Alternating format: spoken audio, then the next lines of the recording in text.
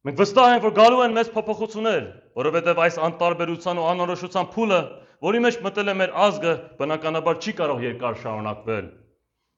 Բոլորս տեսնում ենք մեր հայրենակիցների մեծ մասի հիասթափություն ու անտարբերությունը, որը առաջացավ 2018 թվականի կեղծ հեղափոխությունից հետո, եւ հատկապես 2020 թվականի դավադիր պատերազմից ու 2021 թվականի կրկեսային ընտրություններից հետո։ Այս վերջին 7 տարվա մեջ առնվազն 3 անգամ շատ նենգ ձևով հիասթափեցրել ու հուսահատացրել են մեր ազգին։ Դրա համար մենք չենք կարող անտարբերությունից բացի այլ բան ակնկալել մեր հայրենակիցներից։ Շատերը կարծում են, որ սա մշտական է, ու այս վիճակից մեր ազգը դուրս չի գալու, բայց չարաչար սխալվում են։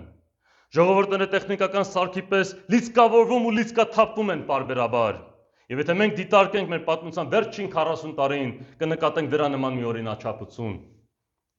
1988 թվականին սկսվեց Արցախյան շարժումը, որից առաջացավ ազգային զարթոնքը ու անկախությունը։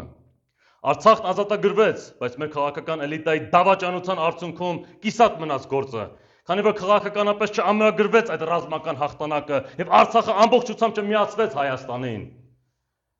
Այնուհետև մեծ ատելություն սկսեց կուտակվել այդ ժամանակվա ազգադավ կառավարության դեմ։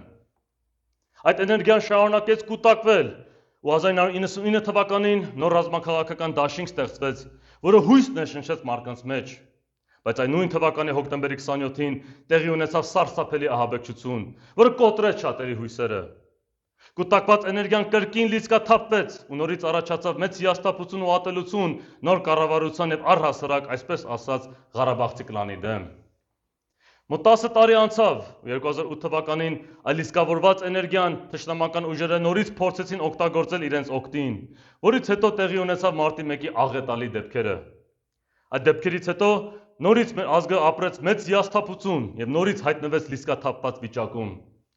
Եվս մոտ 10 տարի տևեց, որպեսզի այդ էներգիան նորից կուտակվի եւ 2018 թվականին մի շարք հայրենադավներ դա շահագործեցին իրենց նպատակների համար։ Եվ բոլորս տեսանք, թե դրանից հետո ինչ փորձանք եկավ մեր ազգի ու հայրենիքի գլխին։